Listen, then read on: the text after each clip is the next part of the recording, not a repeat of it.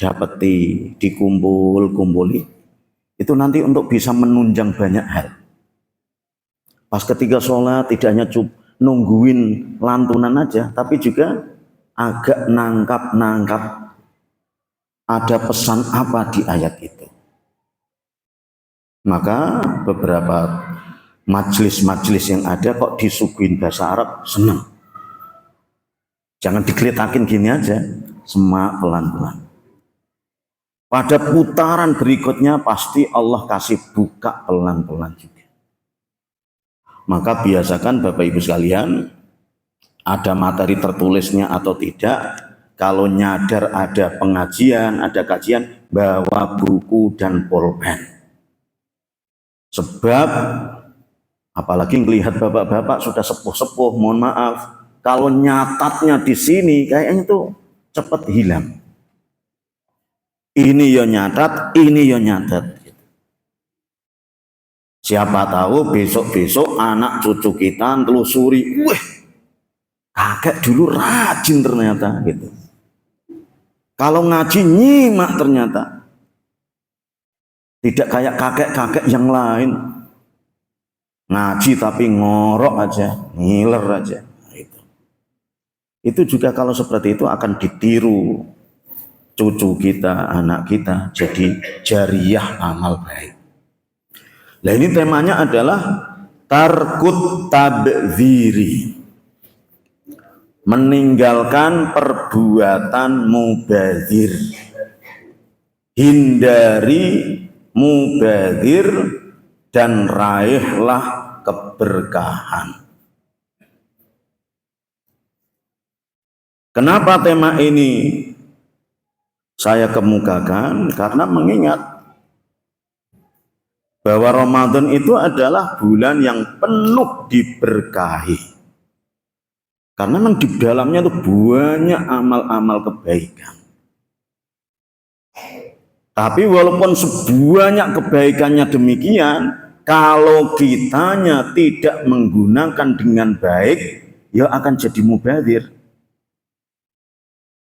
Sudah disuguhin Allah sedemikiannya, kok dia anggurin, maka terjatuh dalam kemubadziran. Dan memang mubadzir itu nanti prinsipnya ada dua. Satu adalah ketika dianugerahi nikmat kok tidak digunakan, masuk mubadzir. Cocokan ini dalam diri kita. Ketika dianugerahi nikmat kok tidak digunakan, akan jatuh mubadzir. Kira-kira nikmat apa misalnya? Nah, banyak. Apalagi nikmat kalau dihitung-hitung nggak akan pernah kelar. Wa in ta'uddu ni'matallahi la tuhsuha. Nikmat umur. Umur itu termasuk nikmat apa enggak? Sangat nikmat. Kalau seandainya ada jualan aja kita pada beli itu umur itu. Kok ada orang hamba Allah dianugerahi umur kok sampai 60, sampai 70, luar biasa. Karena hamba-hamba yang lain cuma dikasih kesempatan 40. Kalau bapak-bapak berapa ini usianya? 17, yang mana yang 17 ini? Nggak cocok gitu, udah ubanan terus kayaknya itu fisiknya juga uzur begitu. Itu kalau nggak digunakan jatuh mubadzir. Sayang Allah anugerahkan panjang umur kalau nggak dipakai. Nikmat sehat juga sama. Lah di kita ini sehatnya banyak. Mau sehat fisik maupun sehat mental. Bapak Ibu sekalian, mentalnya pada sehat, akalnya sehat atau lagi stres ini? Sehat ya? Enggak kodenya begini apa begini? Sehat. Mumpung akalmu sehat, gunakan biar tidak mubadzir. Gunakan untuk ini, mentelaah ini. Untuk memahami pesan-pesan firman Allah. untuk memahami, menyimak apa yang disabda Nabi, yang dituntunkan ke kita. Nikmat. Nanti nikmat yang lain, kaki masih pada sehat ya? Sehat alhamdulillah. Itu kalau tidak dipakai mubazir. Allah sudah anugerahkan sehat kakinya. Yang lain-lain pada lumpuh, kamu masih sehat kok. Oh, begitu. Yang apa itu istilahnya? Yang disabilitas.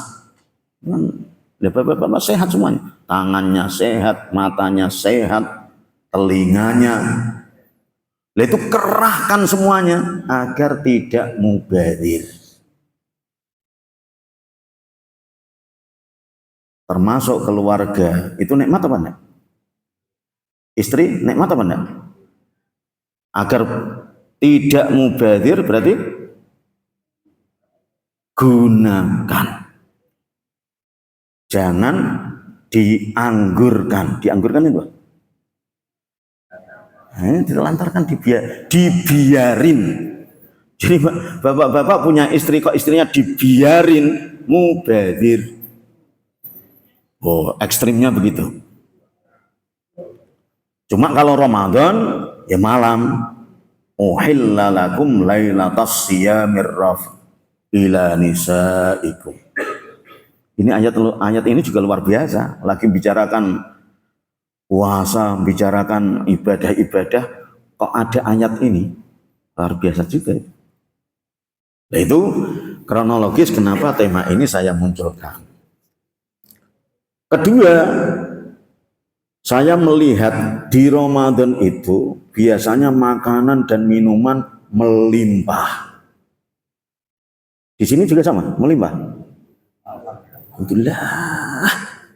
Ibu-ibu di rumahnya, di dapur juga melimpah. Dikasih uang belanja apa enggak? Mumpung suaminya di sini biar kita ada. Nah, itu biasanya kalau tidak diingatkan di Ramadan ini berhubung melimpah, kadang buang-buang makanan. Jadi mubazir itu tidak menggunakan yang satu, yang kedua apa ini? Menghambur-hamburkan. Menghambur-hamburkan nikmat termasuk jatuh dalam kemubaziran. Nah, kalau nikmatnya itu adalah akal, kok digunakan dihambur-hamburkan? Dihambur-hamburkan itu gimana? Ada otaknya cerdas. Kok cuma digunakan untuk gerakan catur? Itu agak mubazir itu. Mikir ini jalan kemana ya? Ditunggu sampai 3 menit belum jalan-jalan. Sudah diangkat, catur tahu ya Pak ya? Cekak kalau bahasa Jawa saya itu. Sampai dipikir-pikir begitu. Mau melangkah satu aja butuh waktu semuanya. Termasuk mubazir. Makanya tema ini saya munculkan sambil kita cocokkan diri kita dengan petunjuk yang ada. Kalau kita lihat dalam surat Al-Isra ayat 26 dan 27, cuma saya sebutkan tidak lengkapnya, titik-titik, karena itu ada kelengkapan ayat sebelumnya. Yang menjadi fokus kepada temanya adalah ayat a'udzubillahi minasyaitonirrajim wala tubadzir tabdzira, dan janganlah kamu berbuat mubazir, yaitu satu, menyia-nyiakan nikmat, kedua, nikmat yang sudah dianugerahkan kau hambur-hamburkan. Lah kenapa enggak boleh ya Allah? Dijelaskan lebih lanjut. Innal mubadzirina kanu ikhwanas syayatin. Sesungguhnya orang-orang yang suka berbuat mubadzir, perbuatannya namanya tabdzir, orangnya namanya mubadzir. Cuma kalau di Indonesia mau perbuatan maupun orangnya mubadzir. Indonesianya terjemah.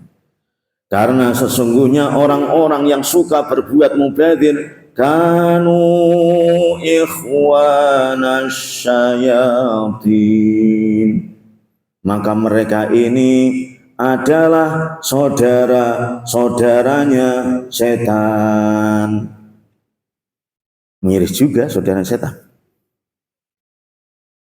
Memang kenapa kalau memang saudaranya setan? Wa kana syaitanu li rabbihi kafura, dan adalah setan itu kepada Tuhannya sukanya ingkar.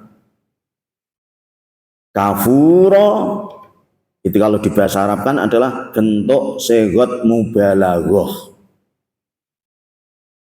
Dari kata kafir, kafir itu ingkar, tapi kalau kafur banget ingkarnya. Ingkar itu nggak mau nurut, bangkang aja bawaannya. Puasa nggak mau, gitu. Itu namanya bangkang. Bangkang itu nolak, ngelonjak, bantah, itu namanya kafur.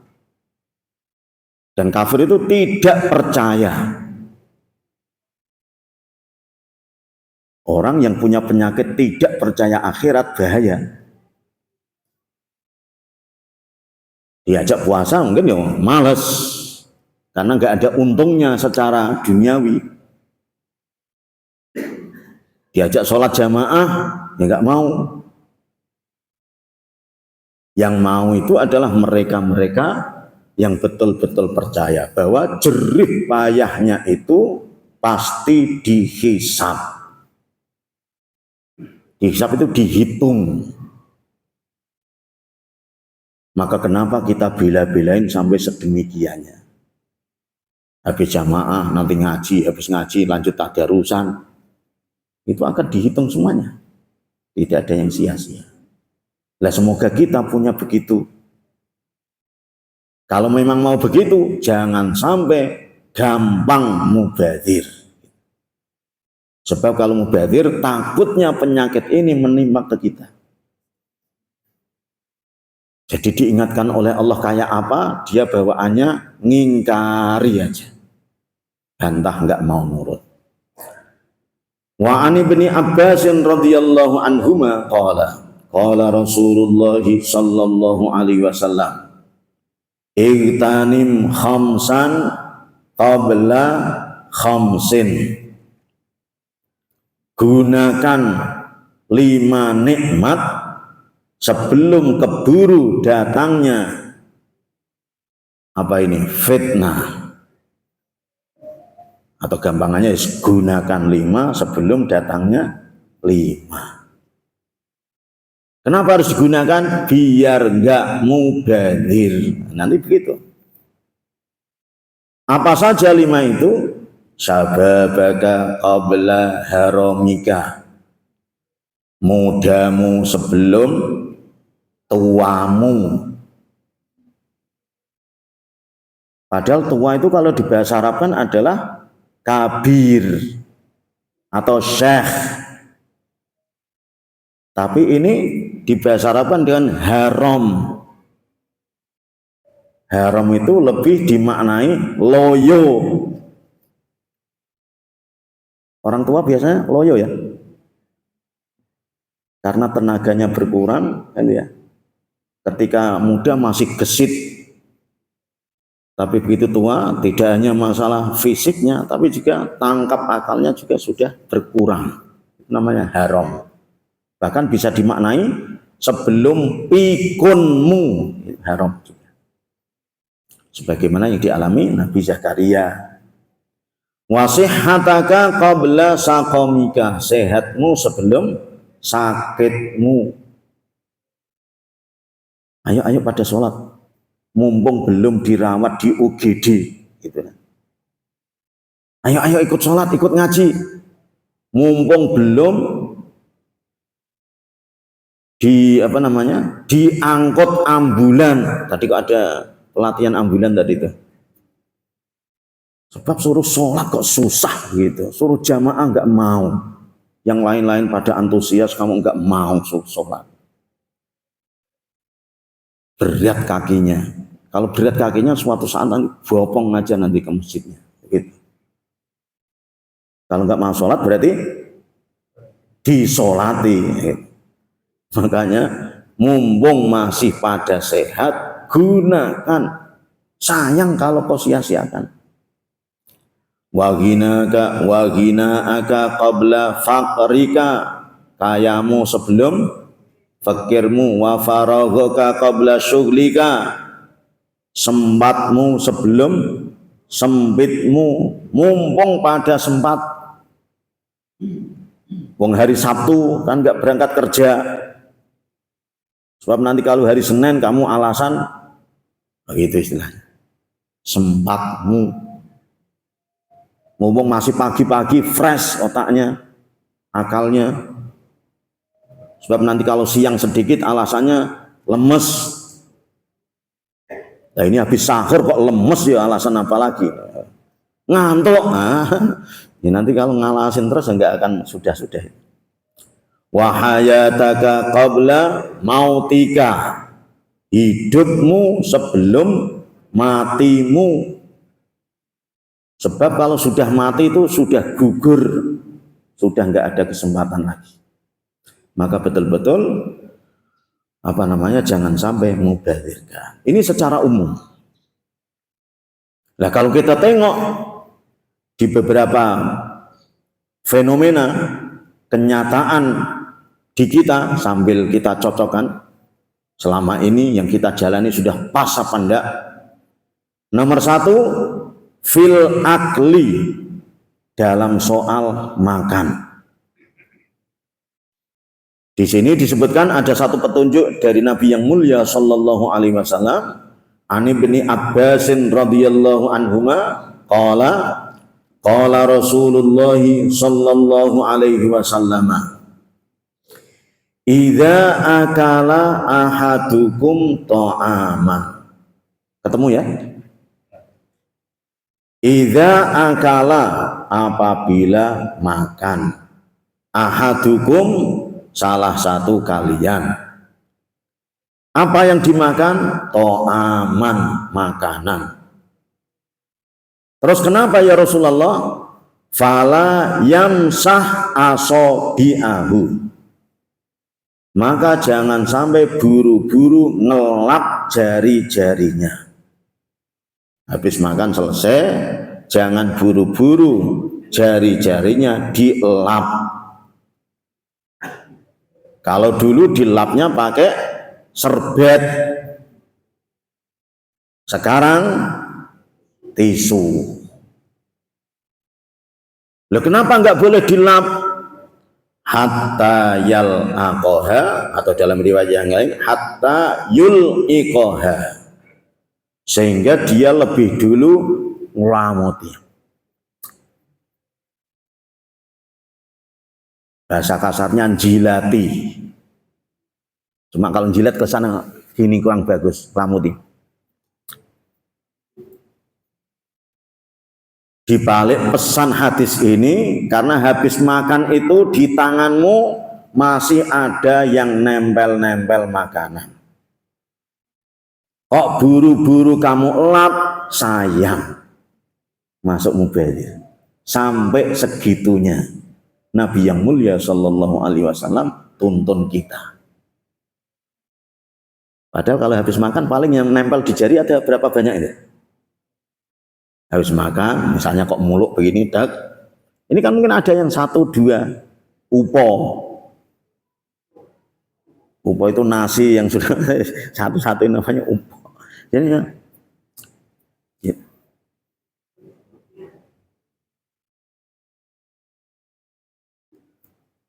Di hadis yang kedua, apalagi kalau teruskan ini, para peneliti penasaran. Kenapa kok sampai segitunya? Ternyata itu di jari-jari ini ada enzimnya katanya. Para peneliti itu. Maka di balik sunnah Nabi termasuk ada mukjizat-mukjizat, rahasia-rahasia. Sehingga makanan yang kita makan dengan langsung jari ini oleh mereka dianalisa itu cepat pembusukannya. Maksudnya pembusukannya kalau ketika digiling di sini itu jauh lebih ringan. Jadi jantungnya apanya untuk memproses di sini itu jauh lebih mudah. Artinya maksud saya antara begini dengan yang nyendok itu. Kalau bisa langsung. Lah hadis yang kedua, wa an Jabir radhiyallahu anhu qala Rasulullah sallallahu alaihi wasallam idza waqa'at luqmatu ahadikum, apabila jatuh suapan kalian. Luqmah itu kalau bahasa Jawanya puluhan. Kita makan itu kan ngambil dikit-dikit ya. Diambil dikit. Ketika diambil, berhubung ada sesuatu terus ada yang sempat jatuh. Maka petunjuk Nabi, fal ya'khudha. Maka hendaknya kau ambil yang jatuh itu. Nah, ini bisa fal ya. Ini ada yang pintar. Fal ya'khudha. Itu sunnahnya demikian. Nah kita kalau tidak dapat petunjuk seperti ini bisa jadi disepele, malah nanti disapu aja, buang. Atau dulu waktu kecil kita sebelum ngaji seperti ini, kok ada makanan yang jatuh, misalnya apa ya, kacang atau apa gitu, satu plastik jatuh satu, kan nggak seberapa itu. Nah, mestinya begitu. Tapi waktu dulu ketika belum dapat pencerahan seperti ini, masih gelap, itu sudah jatuh, tidak hanya dibiarin tapi malah diinjak-injak. Pernah, waktu kecil juga pernah gitu. Nah, perbuatan kita mungkin sama. Untuk dikeraskan. Fal yumit maka nabiha min ada. Dan hendaknya ia bersihkan setelah jatuh. Kok sekiranya kena kotoran, bersihkan. Nah tentu cara membersihkannya ya teknis. Hadisnya tidak terlalu ngerinci dan demikiannya. Karena namanya makanan itu macam-macam. Kalau nisbatnya kurma yang jatuh, kena debu misalnya, itu ketika manual dijumputin satu-satu ya susah. Ayo dicuci. Beda kalau pisang goreng diselending. Atau bisa jadi udah bagus. Teknis semuanya. Jadi kerupuk misalnya jatuh ya harus.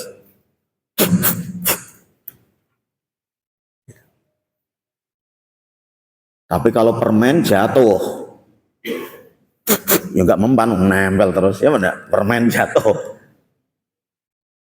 Syukur-syukur permennya masih plastikan ya masih aman. Seandainya sudah dimut berhubung canda dengan temennya terus jatuh, ambil.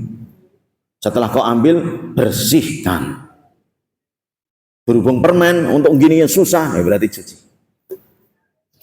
Setelah bersih fal wal yakulha, dan hendaknya ia makan yang terjatuh itu. Wala yada'ha lisyaitani, dan jangan sampai dia biarkan makanan itu, enggak diambil. Ketika sudah dibiarkan malah untuk lisyaitani, untuk setan. Jangan biarkan makanan yang terjatuh itu untuk setan yang nemu. Sebab kalau setan dikasih makan nanti akan sehat lagi dia. Nah kalau setannya sudah sehat terus ngapain dia? Ikut jamaah atau ikut goda? Goda. Berhubung digoda ya, kalau nggak ditangkis ya mempan juga. Pas ngaji ini godain, ngantuk dibisikin kipas gitu, ngantuk aja. ngobrol aja. Wala yamsah yadahu bil mindili. Ini yang tadi sudah. Hatta yal'aqa asabi'ahu, sehingga ia kelamuti dulu jari-jarinya. Fa innahu la yadri fi ayyi ta'amihi al barakah. Karena dia tidak tahu mana akan keberkahan itu ada. Dalam riwayat yang lain disebutkan di bawahnya itu tidak hanya jari-jarinya yang suruh ngoreti. Nah, ini bahasa Jawa. Ngoreti itu apa? Bersihkan. Masih ada sisa, dia berusaha untuk ini. Tidak hanya ininya, tapi juga piringnya. Ketika dia nyisa. Sampai segitunya Rasulullah ngajarin kita. Jadi sampai di ada sambal misalnya, ini. Maka dengan demikian, cuma memang dalam prakteknya jangan terlalu ekstrim juga, over. Setelah makan, setelah habis, waduh, dari awal sampai akhir kok nggak ada yang jatuh, gimana nih? Bukan berarti hadis ini nyuruh jatuhin makanan, bukan ya? Jadi pas makan, padahal hadisnya bilang begini. Terus kemudian ia jatuhkan makanan, terus baru diambil saking kepengen ngamalkan hadis ini. Jangan begitu. Karena hadis ini tadinya itu adalah kamu kalau makan hati-hati. Pelan-pelan. Sebab kalau buru-buru bisa jadi keselak. Sebab kalau buru-buru nanti akan ada yang jatuh. Nah, ketika ada yang sudah di hati-hati, kok sempat ada yang jatuh, baru ini dipakai. Bukan berarti dari awal terus sengaja jatuhin, jangan. Maka betul-betul, Bapak Ibu sekalian, kalau melihat seperti ini, kalau ngambil makanan dari awal, sudah kepengen memastikan mau ngabisin. Jadi ketika ngambil itu dikira-kira, jangan sampai kemampuan makanannya cuma 3 sendok, ini ngambilnya 10 sendok, kerawuk. Sebab kalau itu yang terjadi, nanti dia nggak habis. Kalau nggak habis, tidak hanya sekedar tidak dapat berkahnya atau mubadirnya. Yang nyuci pun juga kecipratan tidak enaknya. Sebab kalau bersih, wah tinggal gosok sabun, seret, udah selesai. Tapi kalau nyisa banyak gimana nih? Repot lagi. Nah kalau cuma 1 piring, ya enggak begitu masalah. Tapi kalau sudah numpuk piring, sisa semuanya, dapat. Tambah ini, tambah itu. Nomor 2, fisyurbi, dalam soal minum. Disebutkan an Abi Hurairah radhiyallahu anhu yaqul, qala an-nabiyyu sallallahu alaihi wasallam, idza waqa'a dzubabu, apabila lalat menclok, menginggap, hinggap. Kalau hinggap di jendela itu burung kakak tua. Ini tadi? Lalat. Mencloknya fi syarabi ahadikum, di minuman kalian. Maka petunjuk Nabi, fal yumishu, maka hendaknya ia bleskan. Bleskan itu apa ya? Tenggelam. Setelah dibleskan, thumma liyanzihhu, kemudian ia buanglah. Kira-kira yang dibuang itu minumannya atau lalatnya? Lalatnya. Terus minumannya? Oh ini. Coba luar biasa. Ini petunjuk Nabi, pasti wahyu. Saking kepengennya nyelamatin minuman itu tidak mubadir. Sampai segitunya. Kenapa suruh ngebleskan? Fa inna fi ihda janahaihi da'an wal ukhra shifaan. Karena di salah satu sayapnya mengandung penyakit, sementara sayap yang lain obat penetralisirnya. Sampai segitu. Hadis Nabi nuntun kita. Jadi yang dituntun kita itu tidak hanya masalah ibadah-ibadah ritual, soal keseharian kita termasuk ini. Cuma memang soal ini jangan terlalu over juga. Nanti bapak-bapak misalnya pas iktikaf ada takjil di sini misalnya, setelah takjil dilihat-lihat, loh minumanku kok nggak ada lalatnya, padahal hadis Nabi dijelaskan kemarin ada lalat. Saking kepengen mempraktekkan hadis ini terus nyari lalat gitu. Jangan. Jadi ini lagi-lagi penjelasannya itu maksudnya kalau punya makanan dan minuman usahakan tutup. Jadi awalnya begitu. Nah ibu-ibu dan sebagainya tutup. Habis goreng-goreng kok setelah saya tutup. Karena yang potensi mencolok tidak hanya lalat aja, yang lain juga debu apa gitu. Tutup. Cuma ketika sudah kita tutup, berhubung sudah maghrib,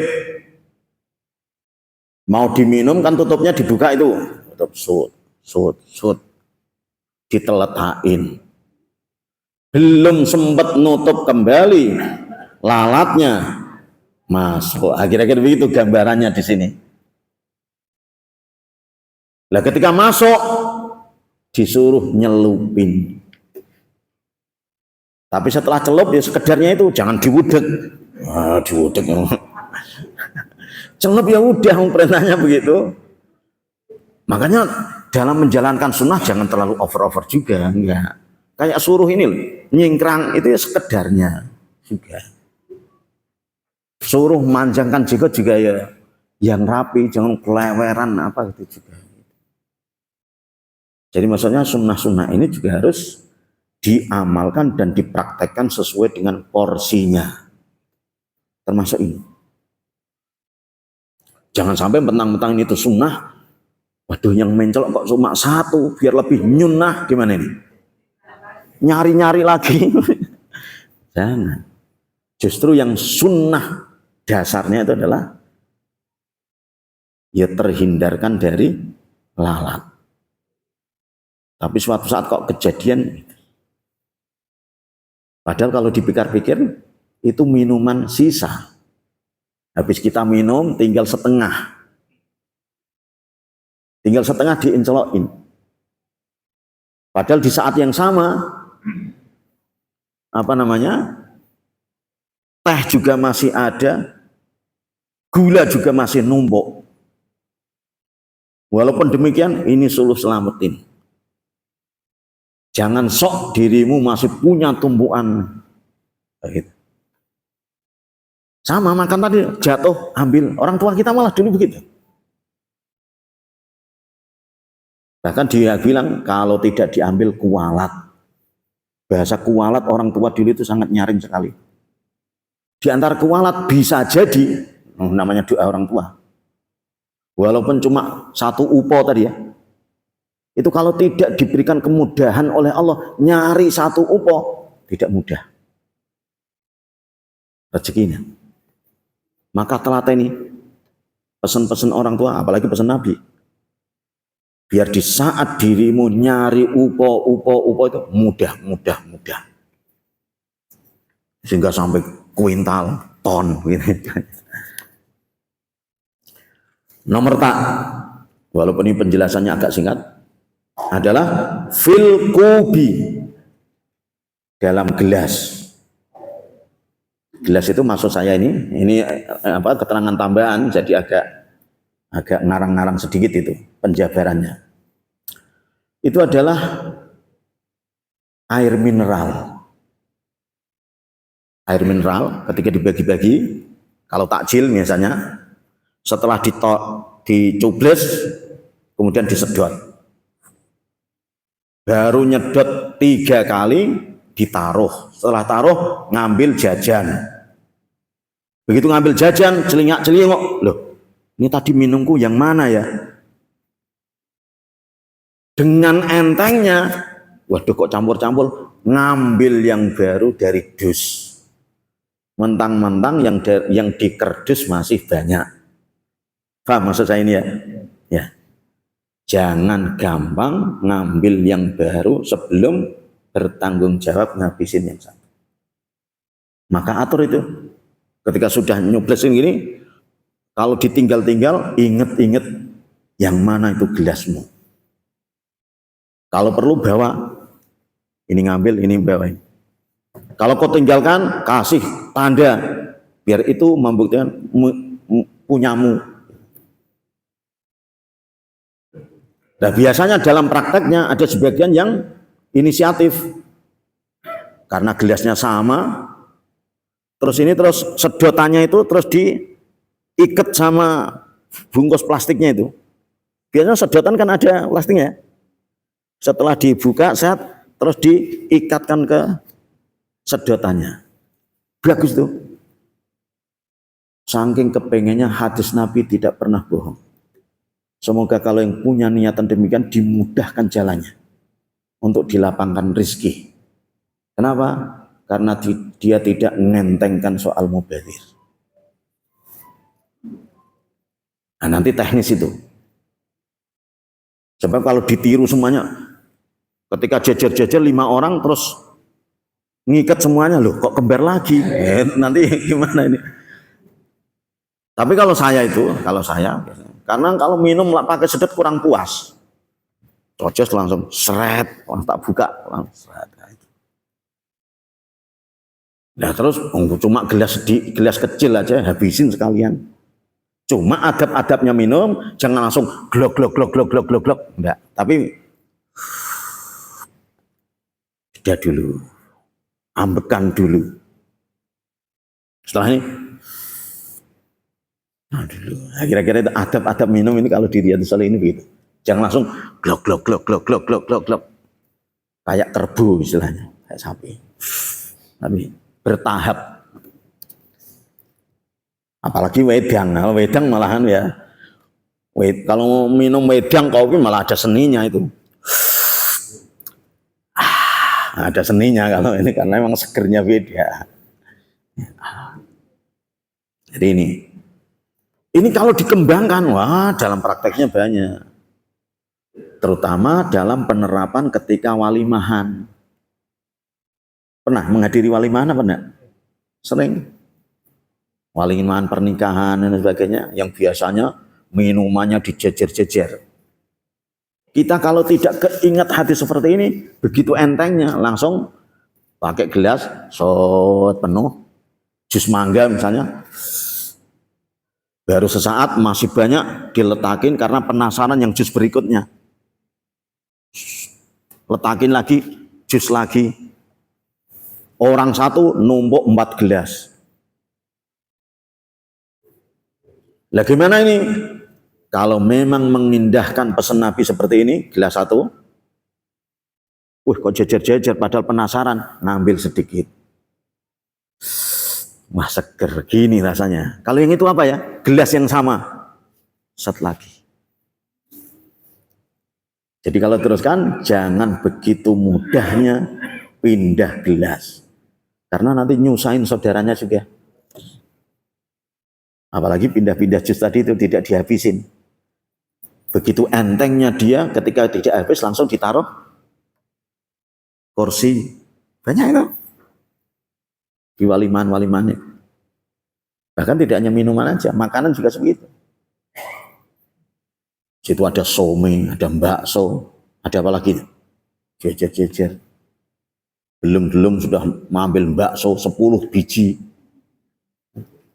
Begitu baru dapat makan 2 sudah agak bosen, terus enak sekali langsung ditaruh di bawah kursi.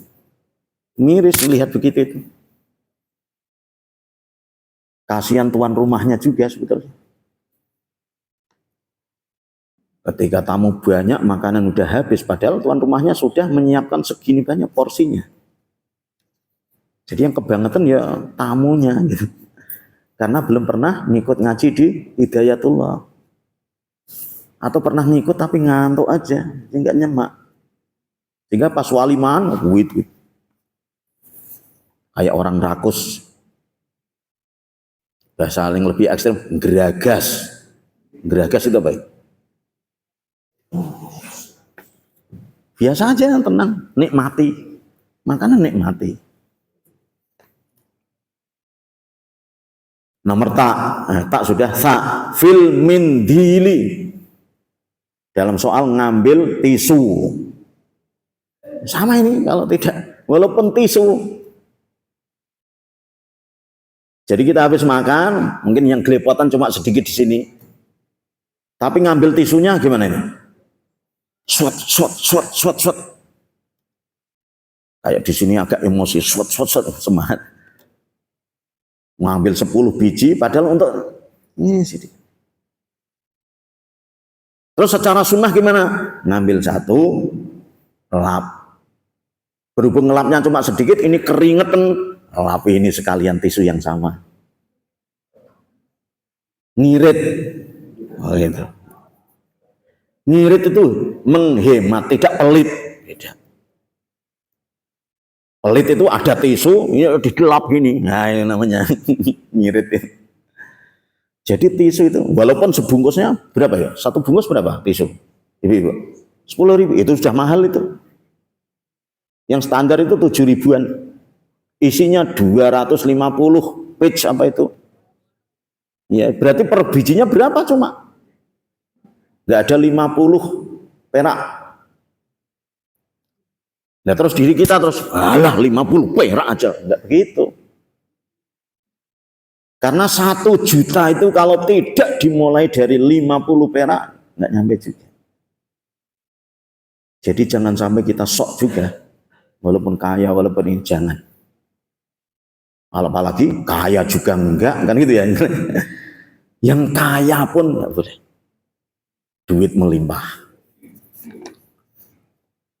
Nomor jim. Fil wudu'i, dalam kasus wudu. Nah, ini saya ambil dari fikih sunnah. Terutama di poin adab-adabnya wudu itu. Al-iqtisadu fi isti'malil ma'i. Menghemat dalam penggunaan air. Jangan boros, mubadzir. Bagaimana teknisnya? Saya itu pernah itu. Nah ini saya munculkan karena cerita kejadian gitu. Fenomena. Orang mau wudhu, buka kerannya itu langsung dipolin. Swat. Itu sudah israf, menghambur-hamburkan. Apalagi bukanya belum mengkondisikan diri. Bapak-bapak yang lengannya ada kancingnya itu. Ada yang lengannya mana ini? Yang lengannya ada kancing apa namanya lah? Bahasa Indonesianya apa ini? Benek apa? Apa ini yang ini? Jadi sebelum ini dikondisikan, air kerannya sudah dibuka. Sor. Baru buka-buka wingkes-wingkes begini. Ini sor, masih sor.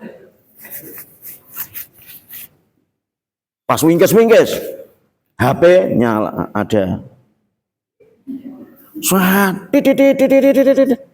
Ada telepon, gimana ini? Ngangkat dulu shot.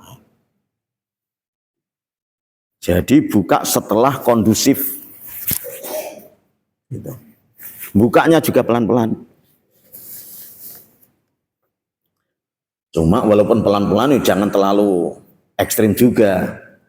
Saking pelannya cuma netes. Mau wudhu cuma netesnya. Ditungguin mana nggak ngumpul ya. Nah kalau itu tidak kok mubadzir airnya, tapi mubadzir waktunya.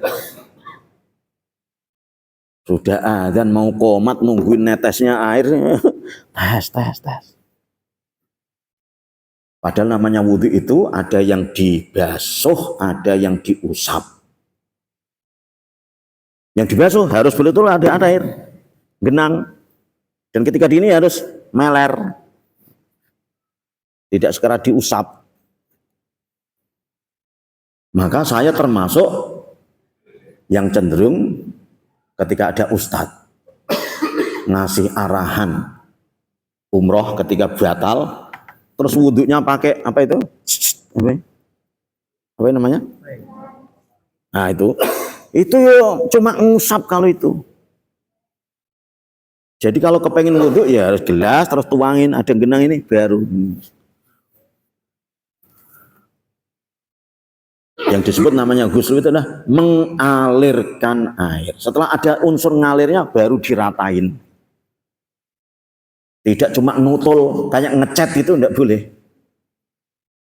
Yang boleh ngusap itu adalah rambut, telinga, mashu sya'rir ra'si. Dan yang lain adalah ghuslul yadaini. Membasuh, beda dengan ngusap. Apalagi ini.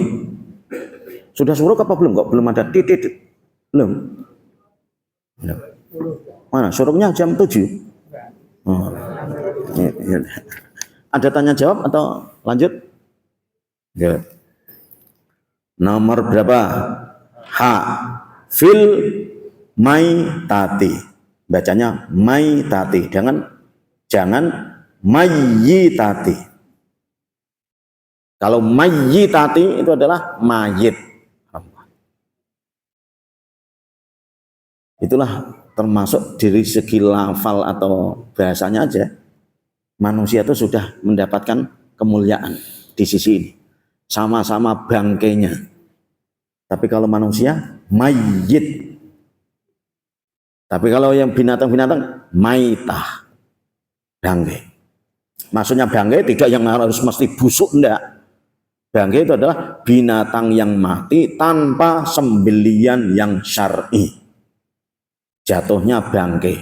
Walaupun fresh, haram dimakan. Lah pernah kejadian ada binatang entah kelindes entah apa mati. Begitu mati, para sahabat keburu-buru untuk mau ngubur. Rasulullah negur, sebentar dulu. Sayang kalau dikubur. Maka sahabat terus protes, bukankah engkau menyatakan kalau bangkai itu haram dimakan? Ya, betul. Tapi walaupun haram dimakan, masih ada yang bisa dimanfaatkan. Apanya itu? Kulitnya. Bagaimana agar bisa suci? Disamak, kalau bahasa fikihnya dulu.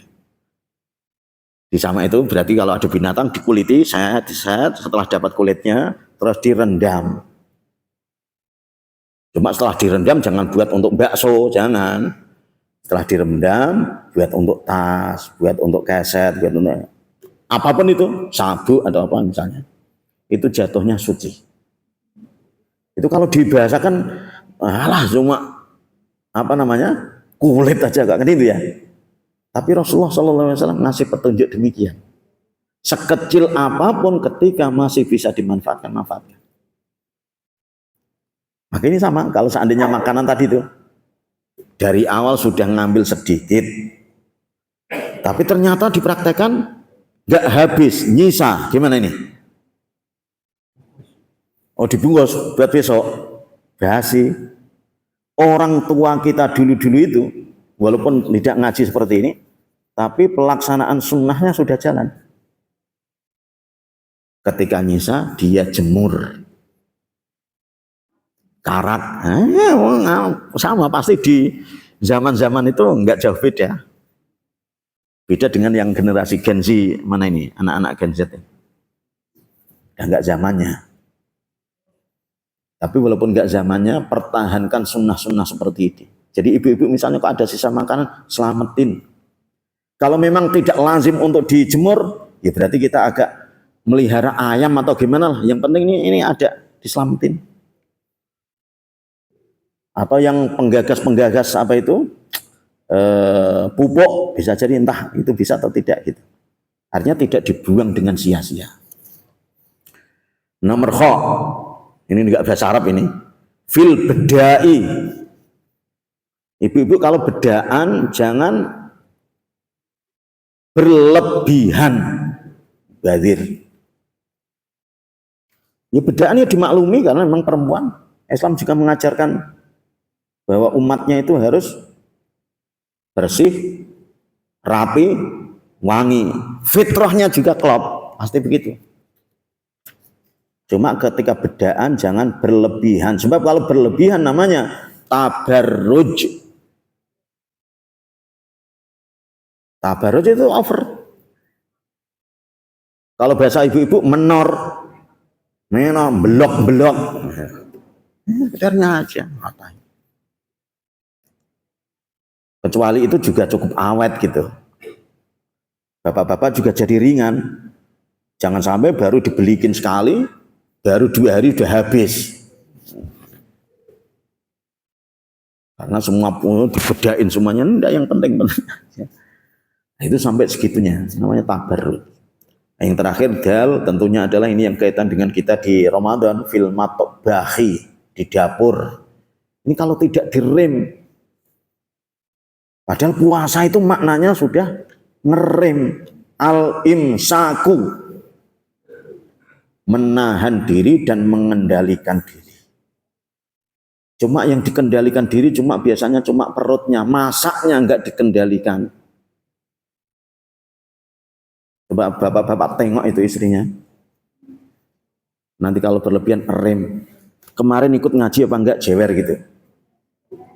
Wih, ini masak telur, ada yang diceplok, ada yang didadar, ada yang dibalado, suruh ngabisin siapa ini? Jewer. Hemat untuk besoknya. Kalau seandainya ada lebihannya, dikumpulin untuk mudik nanti, kayak gitu. Jangan baru dikasih uang belanja langsung dihabisin. Nah ini, ibu-ibu sekalian, karena bagaimanapun ini adalah petunjuk Nabi Shallallahu Alaihi Wasallam. Nanti kembangkan tidak hanya terbatas ini di berbagai perilaku dan fenomena yang ada. Maka pesan utamanya wala tubadzir tabdzira. Jangan sampai kau hambur-hamburkan nikmat yang telah dianugerahkan Allah Subhanahu wa taala. Ada tanya jawab atau langsung ditutup? Coba. Ya. Jadi ini luar biasa. Tema yang luar biasa. Jadi belum pernah Hidayatullah ini dibahas. Sebenarnya kita melihat orang itu apakah dia ustaz atau apa. Contoh cara minum saja. Saya sangat terkesan nonton Nicky Astria. Ya, dia hadir di konsernya Amar Albar. Dia minum, dia duduk, tapi ada ustaz minum sambil berdiri. Nah ini juga kita bisa menilai gitu ya, bahwa orang ini tahu nggak ada banyak sederhana aja. Sebetulnya banyak, ada masjid, ada apa yang memang kalau kita laksanakan. Ya karena di situ pasti di belakang sunnah itu ada warta. Nah nggak mungkin Nabi mengajarkan sesuatu tanpa petunjuk daripada Allah SWT. Demikian bisa terima kasih. Ada tambahan lagi? Pakai mic atau maju? Sebab kalau maju kena syuting lumayan. Tapi nggak masuk TV kayaknya. Masuk YouTube ya nanti ya? Apa? YouTube lumayan Pak. Oh. Ini masuk YouTube nanti, monggo. Oh.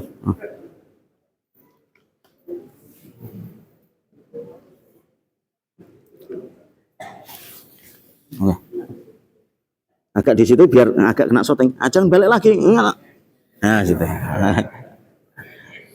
Assalamualaikum warahmatullahi wabarakatuh. Assalamualaikum warahmatullahi wabarakatuh. Ini sering saya lihat ketika orang itu sakit, terutama Vietnam atau orang Cina, itu kalau dikasih makanan sama minuman tidak habis. Bagaimana Ustaz? Terima kasih. Wassalamualaikum warahmatullahi wabarakatuh.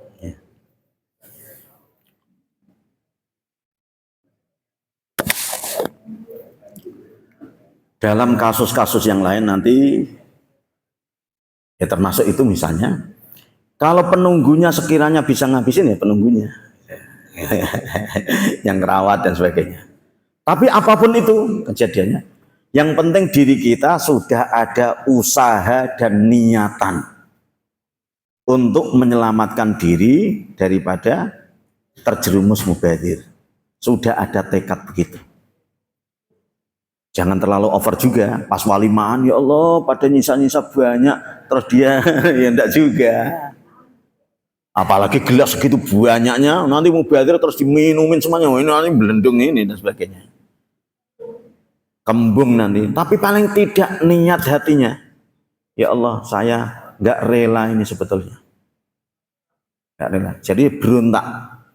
Berhubung berontak, saya tekad tidak lakukan itu. Saudara-saudaraku kok lakukan? Karena dia belum dapat pencerahan barangkali dan sebagainya. Biar nanti hisapnya juga enteng.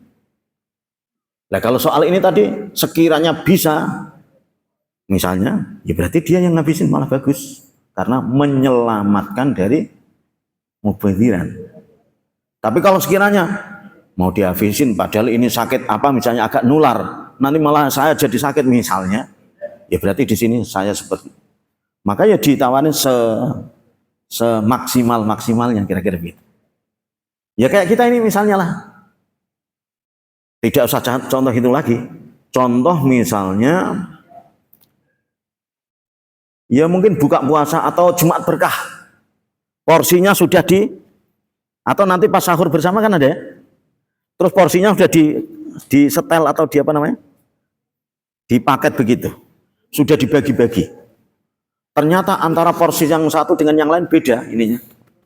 Yang lain bisa nambah, tapi dia baru 1/4 sudah kenyang. Padahal kalau suruh sekenyang-kenyangnya malah nggak boleh. Namanya israf. Kulu washrabu wala tusrifu. Pakai sin kecil. Kalau israf itulah berlebihan. Kalau israf pakai sin besar, itu malah kemuliaan. Bahkan kalau nulis tesis, nulis disertasi itu malah tahta israf. Itu malah di bawah bimbingan pakai sin gede. Jadi kalau seandainya kasus kita dibagi-bagi nasi kotak kok nggak habis. Ya ada greget, Pak mau nambah lagi misalnya gitu. Ah sorry si Samsung ngabisin. Jadi kalau seandainya nggak habis, ya apa boleh buat. Atau dari awal sudah dilihat, wih porsinya gede amat. Terus nyari centong, diambil setengahnya, bagus. Pak yang apa namanya porsinya kayak saya setengah, monggo separuhan, bagus juga. Jadi teknis-teknis nanti tinggal kita buat, kita rincian sunnahnya hanya petunjuk umum. Oleh karena itu Rasulullah SAW berpesan, antum a'lamu bi umuri dunyakum. Kalian jauh lebih ngerti bagaimana untuk nyelesain kasus ini. Diotaratur begitu maksudnya. Jadi begitu. Bahkan kalau seandainya itu baru yang makanan rumah sakit. Ya seandainya jeruk setelah dikupas masih separuh, kan bisa ditunda besok atau nanti dihabisin.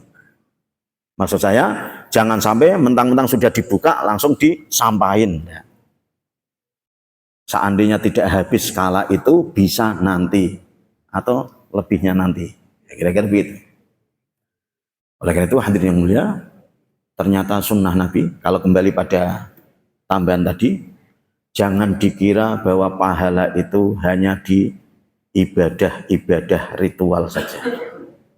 Kesemuanya sunnah-sunnah Nabi yang diajarkan, kok kita tiru, maka hal itu akan menjadi amal baiknya.